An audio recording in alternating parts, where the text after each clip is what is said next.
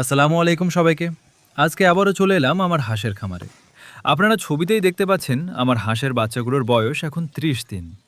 ১ মাস আগে যখন এই ছোট, ছোট বাচ্চাগুলোকে নিয়ে শুরু করেছিলাম, তখন এরা ছিল অনেক ছোট আর নাজুক। আর আজকে আলহামদুলিল্লাহ দেখতে, দেখতে অনেকটাই বড় হয়ে গেছে।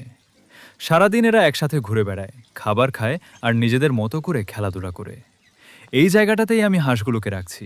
চারপাশে নেট দিয়ে ঘেরা, যাতে হাঁসগুলো নিরাপদে থাকতে পারে এবং বাইরে থেকে কোনো সমস্যা সহজে না আসে। উপরে নেট দেওয়ার কারণে জায়গাটাও মোটামুটি সুরক্ষিত থাকে। হাঁস পালনের ক্ষেত্রে সবচেয়ে গুরুত্বপূর্ণ বিষয় হলো পরিষ্কার পরিচ্ছন্নতা, ভালো খাবার এবং পর্যাপ্ত পানি। তাই প্রতিদিন খাবার ও পানির পাত্রগুলো খেয়াল রাখতে হয়। জায়গাটা যেন অতিরিক্ত ভেজা বা নোংরা না থাকে, সেদিকেও নজর দিতে হয়।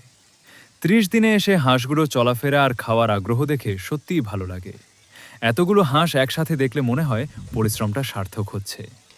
এখন সামনে আরও কিছুদিন ভালোভাবে যত্ন নিয়ে এগুলোকে বড় করতে চাই। নিয়মিত খাবার, পরিষ্কার পানি আর নিরাপদ পরিবেশ, এই ৩টা বিষয় ঠিক রাখাই আমার মূল লক্ষ্য।